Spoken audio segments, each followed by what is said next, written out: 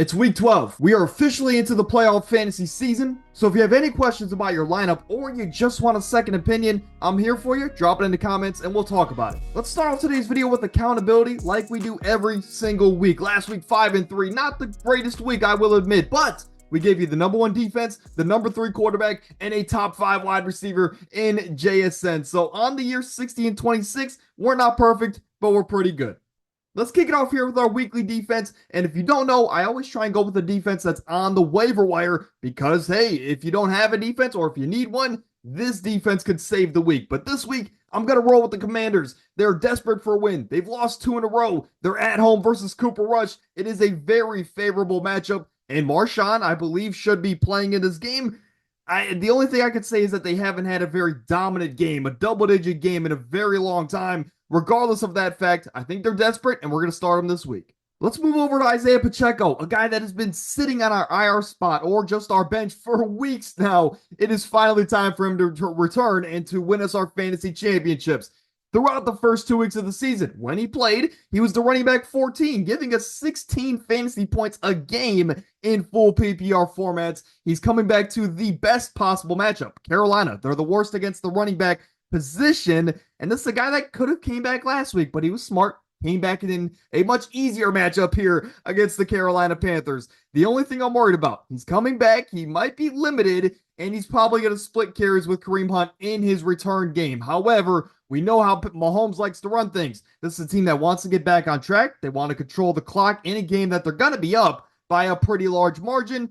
We're going to start Isaiah Pacheco in his return game despite all the questions. Let's finish off with the key guys this week with Anthony Richardson, a guy that was benched, and a lot of people dropped him in fantasy football, and rightfully so, but now he's back. Last week, 28-point performance, and as a Gators fan, I didn't think he was ready for the pros, but I will say this, I'm just happy that he came back and had a dominant performance for fantasy managers. Now, he's at home this week. He is just such a dynamic game changer. I mean, as we saw last week, he wasn't the most consistent, but he had a lot of big plays that gave us almost 30 fantasy points on the week.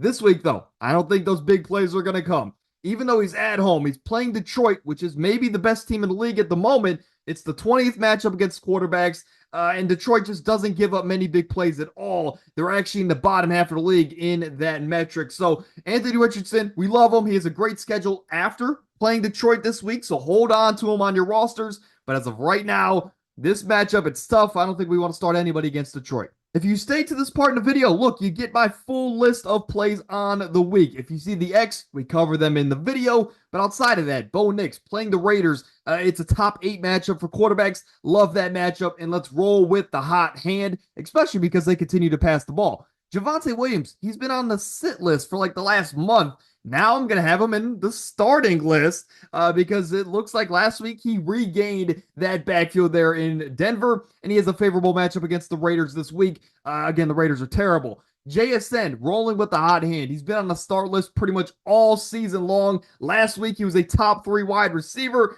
I'm gonna continue to roll with the hot hand here, especially as we need these wins for the fantasy playoffs. Will Dissly, it should be a high-scoring matchup against Baltimore. Both teams want that statement victory, which often leads to higher scoring affairs. We're going to roll with Will Dissly in that one. And Nick Chubb, I hate to say it, I really do, but he's playing the Steelers, tough run defense, tough defense in general. I don't know if the Browns are going to score more than 14 points, and that obviously limits the chances and opportunities for Nicholas Chubb. But that's going to do it here for today's video. If you have any questions about your lineup or you just want a second opinion, I'm here for you. We've been doing this all season long. Drop it in the comments and I'll get back to you as quick as I can.